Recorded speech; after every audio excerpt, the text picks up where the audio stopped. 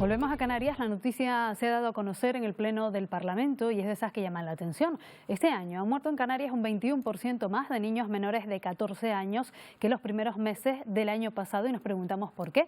Sanidad se ha comprometido a estudiar las causas, pero hoy en Buenos Días Canarias vamos a hablar con Luis Ortigosa, presidente de la Sociedad Canaria de Pediatría, sobre este asunto, a ver si podemos arrojar luz sobre esta noticia que sin duda nos ha llamado la atención. ¿Qué cree usted que está detrás? Buenos días. Y a nosotros también nos ha llamado poderosamente la atención. Son cifras desorbitadas, yo no sé si son cifras que las han sacado de contexto, pero que realmente, si además con sentido común pensamos que se dicen que pueden fallecer un 21% más de menores de 14 años, significa que de cada 100 menores de 14 años fallecen 20 más de la cuenta. Eso es una cifra totalmente fuera de contexto, en absoluto. Yo personalmente en estos días he contactado con hospitales para ver cuáles son las cifras reales y primero que nosotros nunca hablamos de cifras de mortalidad por tantos por 100, sino por tantos por 1000.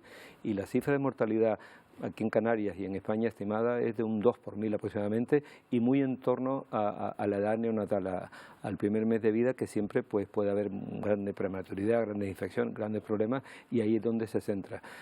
Dicho eso, nosotros no hemos visto ningún tipo de trastorno en las tasas de mortalidad en niños y adolescentes ni de Canarias ni de la península. Es decir, que digamos el índice de mortalidad seguiría siendo constante con respecto a años anteriores. Constante, porque además podía haber un factor que lo distorsionase, que es la infección por COVID. Desde marzo del 2020 hasta ahora, que todavía estamos en pandemia, afortunadamente ya en los coletazos últimos de la pandemia, pero efectivamente en los primeros meses de pandemia hubo miles, bastantes miles de fallecidos de personas ancianas, de adultos, de vulnerables. Niños que fallecieron por COVID en toda España en esta pandemia han fallecido 13, en toda España. Y eran niños vulnerables con patologías graves previas. Y niños infectados por COVID, miles, cientos de miles afortunadamente, con una infección leve. Entonces la pandemia no ha hecho que la mortalidad infantil en España aumente. Y no hay ningún dato que justifique un aumento tan exorbitado de muertes en niños y en adolescentes. Eso es un error que sobre todo es un error que se ha dicho en sede parlamentaria y que ha generado pues yo que esté aquí esta mañana y que muchos padres y muchas sociedades estén alarmadas con qué está pasando. Lo que se ha puesto sobre la mesa en esa comparecencia en el Parlamento era un posible diagnóstico o atención tardía relacionado con esos primeros meses de la pandemia en los que quizás la lista de espera aumentó en determinadas especialidades. No sé si lo comparte. Sí, pero eso ha pasado porque efectivamente, y eso son autocríticas que se están haciendo ahora al sistema, y es que al principio, sobre todo la pandemia, durante el confinamiento, se decían no salgan de casa, quédense, y nosotros a nivel pediátrico, que además estamos muy vigilantes por la vacunación infantil, no la de COVID, sino la vacunación infantil en general, decimos, efectivamente, vamos a intentar mantener este confinamiento, pero todos los niños por debajo de 15 meses salgan de casa y llévenlos a su centro de salud a vacunar para no romper la línea de vacunación infantil que hay en España hace 40 años, precisamente para mantener esas coberturas. Que puede haber habido retrasos en diagnósticos y demás, es muy posible, pero eso en absoluto justifica que se diga que ha habido un disparo de la mortalidad en niños menores de 14 años, porque es que no es así.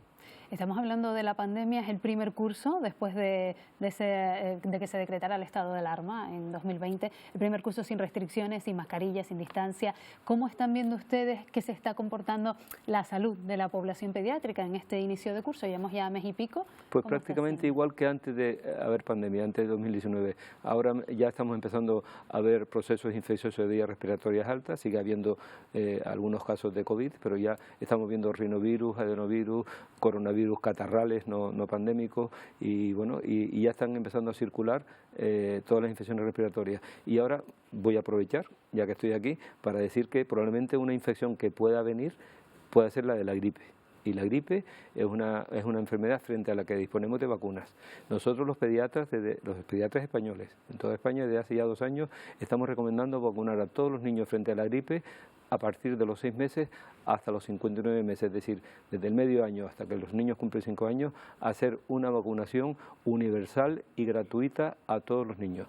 En este momento no está recogido en nuestra comunidad autónoma, pero fíjense ustedes que Galicia, Andalucía y creo que Murcia van a ser 3 comunidades autónomas que ya van a empezar a vacunar a niños en su sistema público de salud.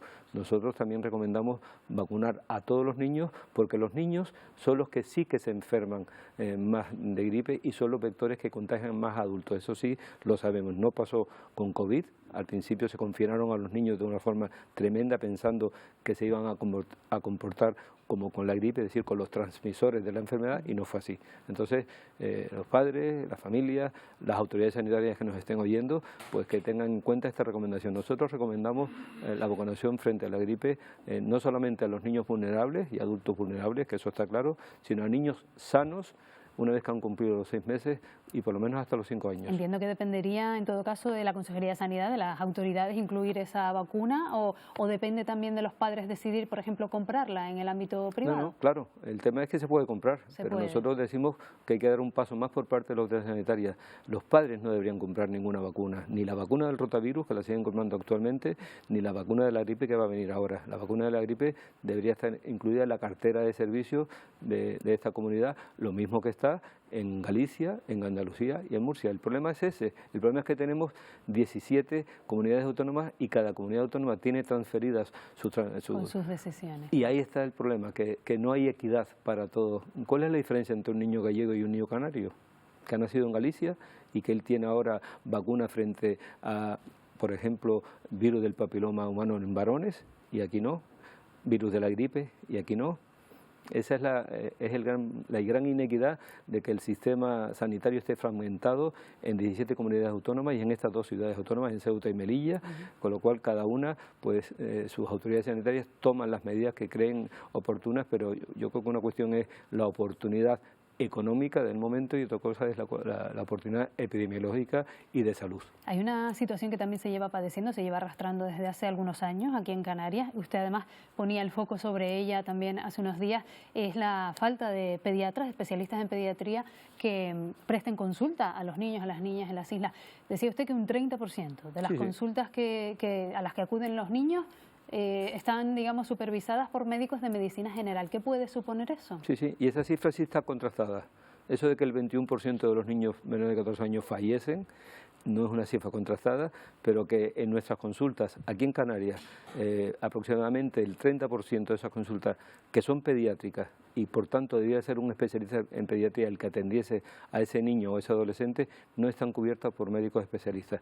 Hay zonas de la península en el que esas cifras llegan hasta un 50%. ¿Pero eso puede entrañar un riesgo para la infancia? Bueno, el riesgo que entraña es el siguiente. El pediatra es un médico especialista que se ha formado durante la carrera y durante 4 años de formación específica para conocer todo el proceso de salud y de enfermedad del niño, bajo todos los aspectos, endocrinológicamente, metabólicamente, con tumores, con lo cual es un médico que está muy bien preparado y ahorra costos al servicio cuando hacen diagnósticos adecuados, no se hacen tantas pruebas complementarias, se hacen diagnósticos muy precoces. Hay muchos estudios, de manera, por ejemplo, con niños asmáticos, está mucho mejor el niño asmático controlado por un médico especialista en pediatría que por un médico general, y hay un montón de puntos que no tenemos hoy tiempo aquí de atender, pero que sabemos que cuando el pediatra, que es el médico idóneo para atender al niño y al adolescente, es el médico que les atiende, ese niño, esa familia y el sistema se benefician. ¿Y cuál es el problema de que no los haya? Bueno, el problema de que no los haya es que no se ha previsto este problema, es un problema que los pediatras venimos... ¿Pero no hay especialistas formados o no se les contrata? Sí, es que esto es un tema muy poliédrico, es decir, tenemos muchas aristas a que tratar. Podemos decir, en primer lugar, que esto no es un tema nuevo, que nos haya explotado este año. Llevamos 8 años demandando esta situación, 8 años, la Asociación Española de Pediatría, no se nos hace caso. Quizás se quiera que el sistema sistema público español de atención al niño, que es un sistema magnífico, pues se vaya diluyendo y lleguemos a un sistema como el de los países nórdicos o el de los países o en Inglaterra, en el que un médico general sea el que atienda al niño, con lo cual habrá que convocar más plazas de formación para médicos especialistas en pediatría. A estos médicos especialistas en pediatría, por un lado, habrá que ofertarles el que vayan a atención primaria a trabajar y habrá que hacerles enriquecedor este tránsito, y aquí tenemos que hablar de por qué un pediatra no va a atención primaria. Hay muchos puntos, pero la situación real, y yo sé que aquí tenemos muy poco tiempo, es esa: faltan pediatras.